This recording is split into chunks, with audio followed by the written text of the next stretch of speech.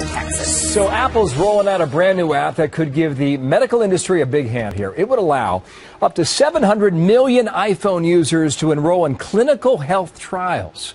It's called Researchkit, and it collects all sorts of medical data. And Dr. Marc Siegel is professor of medicine at New York University's Langone Medical Center, member of the Fox News Medical A team. How you doing, Doc? Good morning to you. Great to see you, Bill. First of all, what does it measure, or what could it measure? Right now, to start with, Stanford University is involved, Cornell University is involved, and they're targeting certain diseases that are all over the place. Asthma, heart disease, diabetes, Parkinson's disease, breast cancer. So 5 apps have been developed already. And what are they looking at? They're looking at everything from your blood pressure, your heart rate, your cholesterol, your blood sugar, and air quality for asthmatics who want to know, look, I need to use my pump how often? What's the air quality outside? Diabetics need to know what their weight is all the time. And the beauty of this, Bill, is that you can get information round the clock, and I can reach people that I couldn't reach before. I got it. And that's an important point here, because in the past, you had to be contacted by the medical studies. But now, if you okay the app on your iPhone, you could voluntarily sign up, correct? So now you're physically reaching into the community. And I don't have to go, my patient doesn't have to go to the medical center to get tested all the time. He may not even be able to get out of his house. This way, I can reach populations who are most at risk and the sickest people and get information much more sensitive in ways in research studies that I can end up with conclusions that will help them. Okay, so here are my questions now. What do they do with the information? Well, they plug them into studies, and that's the best idea.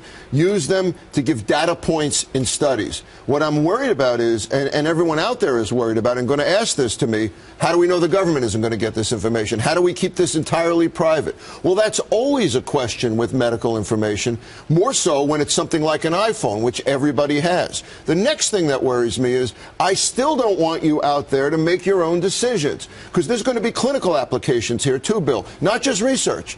I want to know those blood sugars around the clock for all of my diabetic patients. I want to know everybody's weight. I want to know your weight now. I want to know it after dinner. I want to see variations. But I don't want my patients to say, hey, here's what I'm going to do. My sugar's variable. Let me change my medication. I don't need my doctor to know. Doctors have to know. 181 this morning, 4 weeks left in Lent, by the way. Privacy issues, what are they? Could they be significant?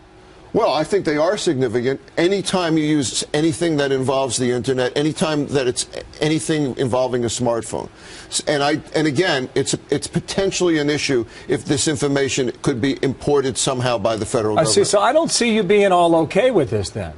I mean, you're not entirely on board what you're saying now. No, I am hugely okay with this because I think it's a research advance. Where my worry is with privacy and with clinical information. In other words, we always have the problem with patients trying to make too much of their own decisions. As a research tool, this is going to be groundbreaking because there's so much I don't know. With someone with Parkinson's disease, for example, what's their balance like?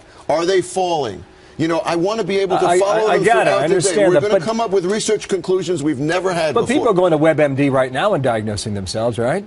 Would this be any different? This is worse. That's already the problem. Now we're going to make it easier to do that. I don't want people diagnosing themselves. Well done. This has got to feed into doctors and researchers. Can't be something that's going to enable you to diagnose yourself. Point taken. Thank you, Mark. What are you doing for Lent, Bill? What am I doing for Lent? No alcohol, right? No booze. I knew it. You okay with that? Yeah, medically, I'm fine with that. You got it. 26 days left. Not that anybody's counting over here. Hey, Mark.